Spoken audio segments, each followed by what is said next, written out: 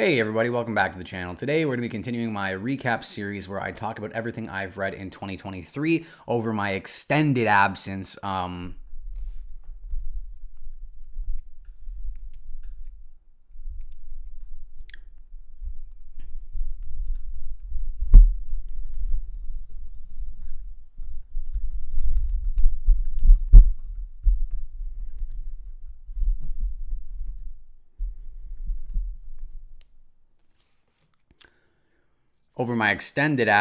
Whereas I lost my train of thought. Let's just get into it.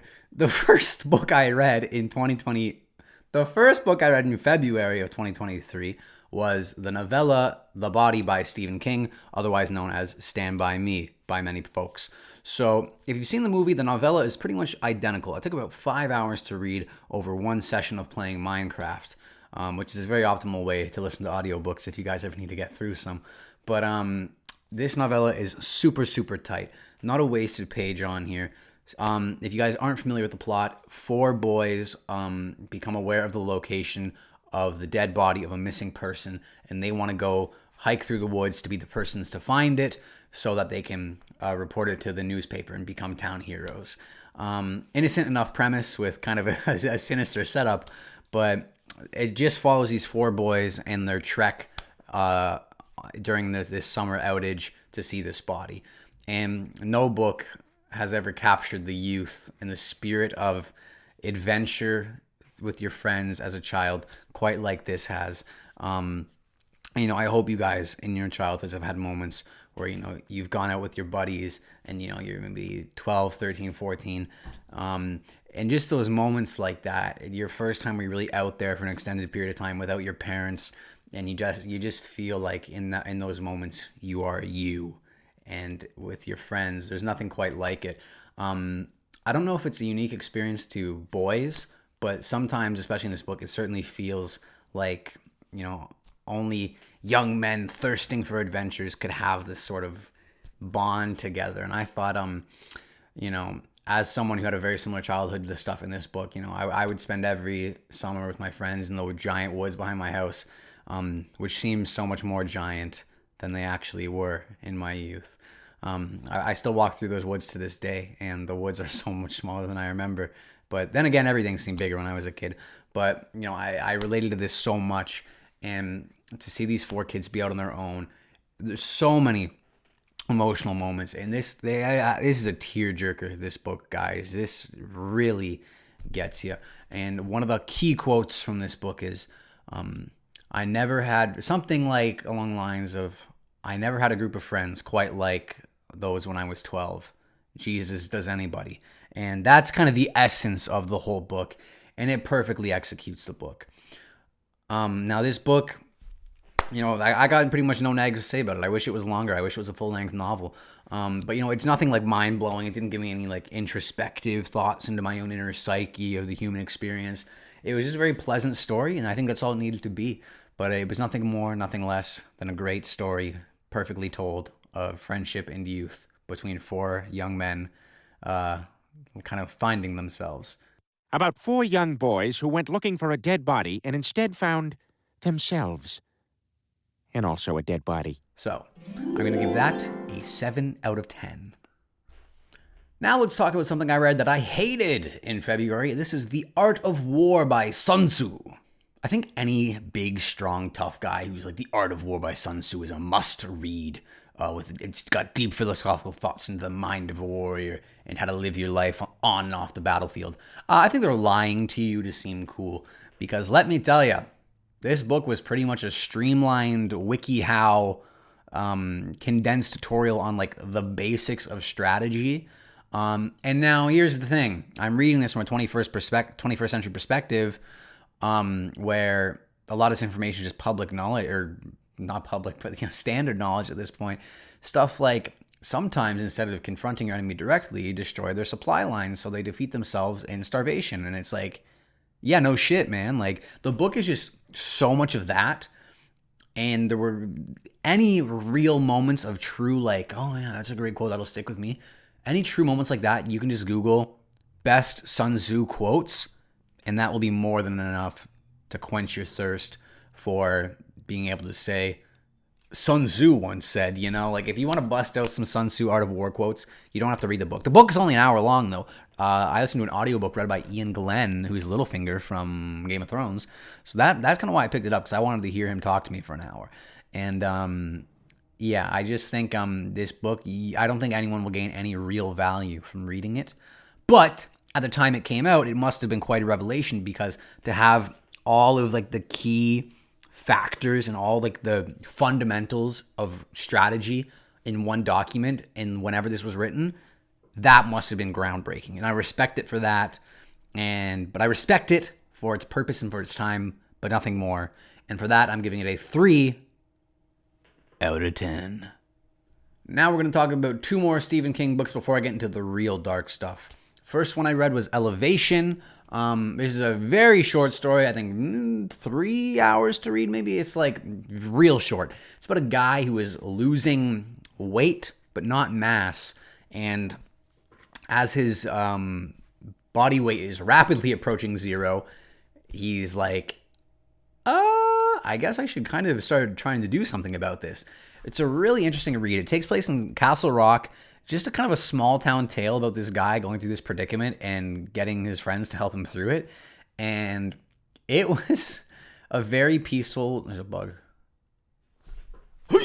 No, I missed it.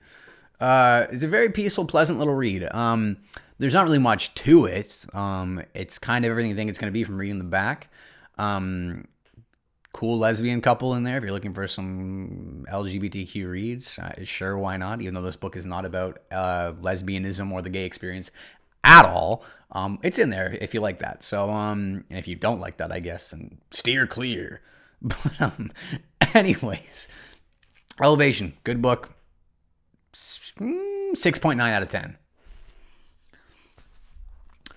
The other one I read was The Breathing Method, which is about this man who joins this kind of elite, like, backroom country club filled with these real kind of sophisticated men. And every year on Christmas night, a member can tell a ghost story. And it's about this new member deciding, okay, I'm going to tell my ghost story. It was good. It was really cool. And kind of the 1/3 of the story is this man talking about, you know, getting into this club, what the club is like. But the other 2/3 is him telling said ghost story. But I thought that was actually the least interesting part. The most interesting part, and it was interesting because it was kept out of view, is stuff like he implies that this club that he's in, you know, there are endless floors and it seems like there's rooms that go on forever, and around every corner there's a new discovery. And you're like, oh, I want to learn more about this kind of secret country club. Like, what is going on here? But they don't really touch on that much at all. It's just this guy telling this kind of story, and it was really quite gripping and good. Very short, very short. I think it was the shortest of the 4 that are in different seasons by Stephen King, which has Shawshank Redemption, Apt Pupil, Stand By Me / The Body, and Breathing Method. But yeah, it's a good story. Nothing to write home about though, but it had some real gripping moments. But I'm gonna give this one like a 6.5 out of 10. The last book I read this month was one of the most controversial books of all time. And sorry, folks, there's going to be mention of the subject matter of pedophilia and sexual assault against a minor in this. So if you don't want to listen to that, I read Lolita, and I'll just put the time code if you want to see my final out of 10 score. I give that without hearing me talk about the details. But yeah, I read Lolita by Vladimir Nabokov, and I've got a lot to say about it. I've always thought a cool book concept would be a first-person story from the perspective of the villain. I've always thought that would be something really cool to see, because it's always from the hero's POV, or the person trying to overcome the odds, or, you know, the narrator is usually a person we semi want to root for. But what Nabokov does is the complete opposite. We are seeing a first-person POV account from the villain of the tale's perspective of a child predator meticulously structuring his life so that he can marry a woman to get close to her daughter, who is, I think, 13 years old, who he is like lusting after. And I think this book some people say it's the greatest book of all time, and some people, say it's like the most repulsing book of all time.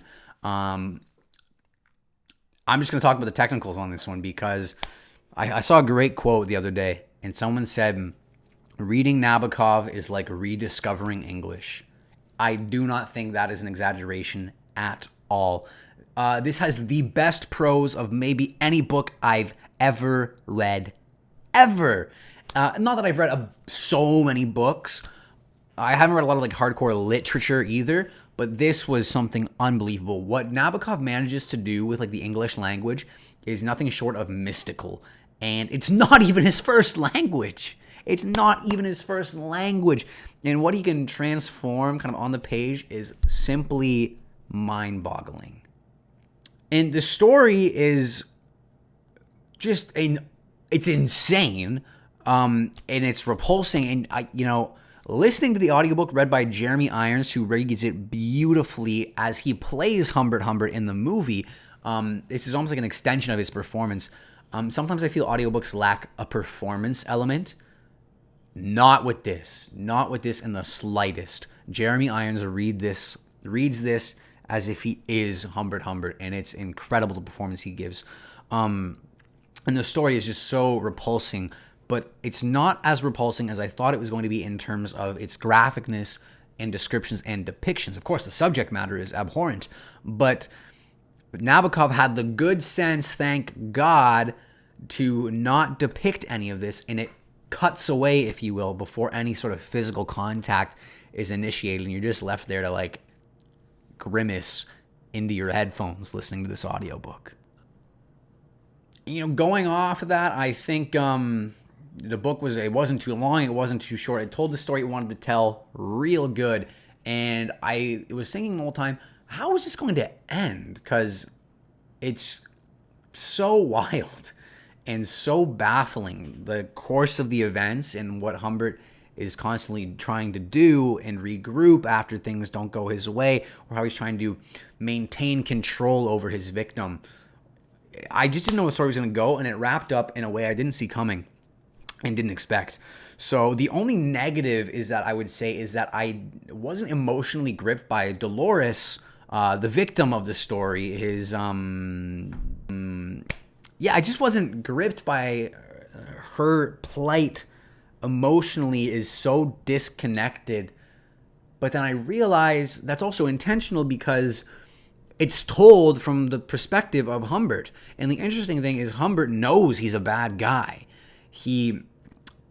Maybe he doesn't, but like he knows, he has no illusions like what I'm doing is right, what I'm doing is okay. He talks about himself as if he is this sort of criminal mastermind, and it was so interesting. So I think it's intentional to keep Dolores a cold, distant, just an object of his wanting, right? But if there was some way to do it where we got Dolores's POV, then maybe perhaps, by the end of the book, you could be like thirsting for the worst thing to happen to this guy. But it's almost so calm the way it's read and the way it's told that you're just sort of watching this all happen. But I would have loved to, experience Dolores's psyche just a little bit, because she's a really interesting character, and she behaves in such an interesting way. In her plight and in her victimness, she really is such a character. And I just would have loved to experience her POV somehow, some way. But it was intentional by Nabokov, I think, to keep her separate and just have her be over here, and we're looking from Humbert's POV, literally. So, yeah, but I'm giving Lolita a 9.5 out of 10. I think it lived up to all of its literary hype, but also lived up to its revoltingness. But I've never read anything like it, and the use of the English language was so professionally perfect. I couldn't believe what I was reading at sometimes. So guys, there you have it. That's everything I read in February. We're going to move on to March next. I only read 3 books in March, and one of them was like 25 pages. So we're going to see. But yeah, March, and then I'll catch you guys up on April, and then we can do the June one live as it happens. So awesome, guys. Thank you so much for joining me today, and as always, have a great day.